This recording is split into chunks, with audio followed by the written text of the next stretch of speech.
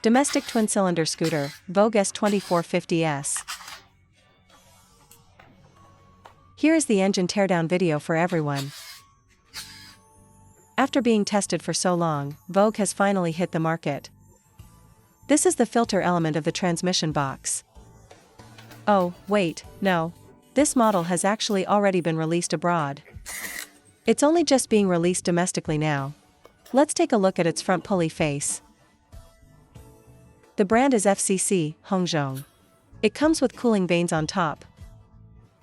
Next, let's look at its clutch assembly. It is also from FCC.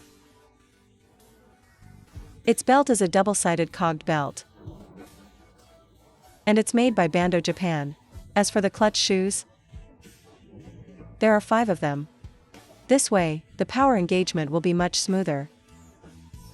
Furthermore, it has a larger friction surface area.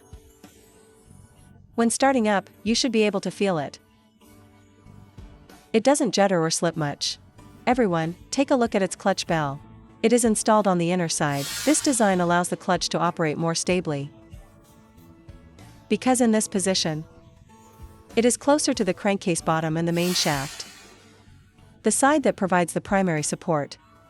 It also extends the overall lifespan of the clutch and improves the engagement efficiency. Now let's look at its pulley rollers, weight rollers, mainly to check the weight. It is approximately 20 grams.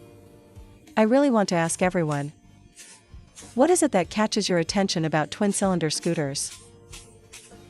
Is it because of more cylinders? Large displacement? Or is it for the exhaust sound? Or maybe just for the novelty of it? Particularly in the past 2 years online, I've noticed everyone is quite interested in twin-cylinder scooters. And indeed, the domestic twin-cylinder scooter market has always been a blank space.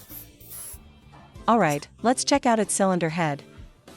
It is a DOHC, double overhead camshaft, 8-valve structure. Let's remove the camshaft. You can't really tell the material from its appearance. Verified with Loncin, it is made by chilled casting. Looking at the cylinder head, you can tell it uses valve lifters, buckets, without rocker arms. The method to adjust its valve clearance is to remove the valve lifters and replace the valve adjustment shims. Now, removing this small round cover. Inside it houses the thermostat. Removing the cylinder head. Let's take a look at its 8 valves. The cylinder block cannot be removed just yet. Its water jacket is held down by the magneto. So, let's take apart the magneto side first. Its water pump is located right here. Look at the water pump impeller, it's made of aluminum. An engine assembled by an intelligent production line is genuinely a pleasure to disassemble. The torque on every bolt is perfectly up to standard. I previously filmed Loncin's scooter assembly line. You guys can scroll back and check it out. Look at its stator coil, it's an 18-pole one. Installing spotlight accessories shouldn't be much of an issue. Since you've watched up to this point, if you like the video, please give it a thumbs up. Removing its magneto rotor and the large gear of the starter clutch. In this position, it has a coarse oil strainer. As you all saw when I disassembled the left side earlier, it also has a fine filtering oil filter element. An internal mesh screen like this in the engine basically requires no maintenance. This oil pump chain is made by CHHO. Next, let's look at its timing chain. The timing chain is from DID, Japan. Look at the width, it's a 3x4 layout. This one here is its oil pump. It features a dual pump design. Looking at it like this, you might not notice it. Let's take it apart and see. Seeing it this way makes it clear, right? One set of pump rotors on each side. This can significantly improve the engine oil lubrication efficiency. Now, let's remove its cylinder block. The cylinder block uses a plated ceramic cylinder. Loncin's ceramic cylinders are made in-house. Because they possess this technology themselves, they don't need to outsource it. Therefore, Loncin is one of the very few manufacturers capable of manufacturing ceramic cylinders. I didn't expect this. For this displacement, I thought they would just give us a cast iron cylinder and call it a day. Looking at the cross-section, you can tell it's a ceramic cylinder. If I don't scratch it with a screwdriver, some viewers might not be convinced. Ceramic cylinders have high hardness. Normally, when scratched with a screwdriver like this, it won't leave any marks. But for a cast iron cylinder, scratching it like this would definitely leave a mark.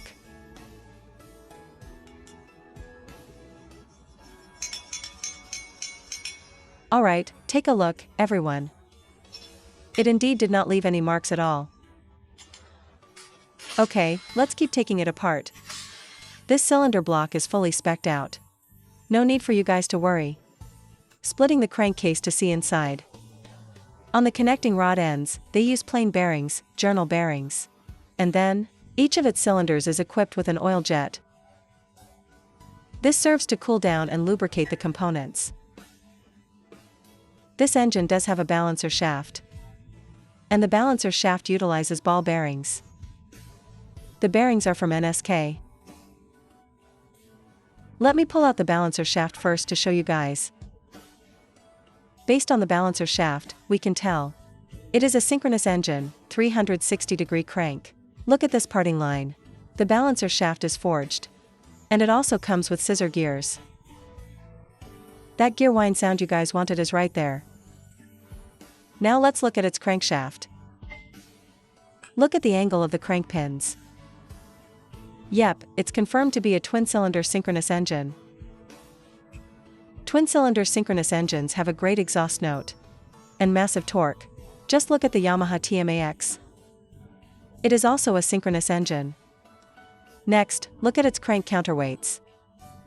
The middle section is designed like a hammer. When Loncin designed this,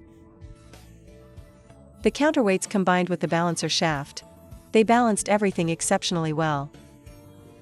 You'll know once you take it for a test ride. Everyone says synchronous engines vibrate heavily, but the vibration of this particular engine is not bad at all. Let's look at its connecting rod bearings. The rod bearings are copper-based shell bearings. Let's check out the brand of the bearings. It's Bando Japan. Showing it this way, you all should be able to see clearly. Now let's look at its pistons. The top of the piston has undergone a micro-arc oxidation treatment. Basically, plating a ceramic layer on top of it. It provides excellent thermal insulation against high temperatures. And the piston skirts have a coating. It's also an asymmetrical skirt design. The intake side skirt is larger, while the exhaust side skirt is smaller. This is to balance structural support with reducing friction. Let's look at the piston rings. The piston rings feature a DLC, diamond-like carbon, coating process. Next, let's look at the main crankshaft bearings. The main bearings are also copper-based shell bearings from Bando Japan. Also, look at the parting line of the crankshaft. The crankshaft is also integrally forged. Now let's check out its gearbox. Inside the gearbox, we're mainly looking at the bearings. Glancing at it like this, both are CNU, Zinchwoli, bearings from Chongqing. Let's see this side. A P5 grade CNU bearing. This one is an NTN bearing from Japan. The shaft end has received a special heat treatment. The one in the middle utilizes a needle roller bearing. Alright, everything is fully disassembled up to this point. To summarize, the transmission parts are from FCC. There are 5 clutch shoes. It is a twin-cylinder synchronous engine. As for vibrations, you guys don't need to worry. The feedback from those who have test-ridden it so far is quite good. The timing chain is from DID. The engine bearings/shells are from Bando Japan. The piston tops feature micro-arc oxidation, and the skirts are fully coated. Furthermore, regarding the assembly of Loncin engines, it's the absolute last thing you need to worry about, because they have a highly advanced scooter engine production line. From single-cylinder to twin-cylinder 580 cubic centimeters. The entire line accommodates everything. Also, this dual-rotor, new oil pump design, and a balancer shaft is included as well. And for the cylinder, it is a plated ceramic cylinder. The overall build quality and materials are exceptionally good. The sound of this twin-cylinder engine is great too. I highly recommend going for a test ride. Alright, that's all for this video. Thank you all for watching.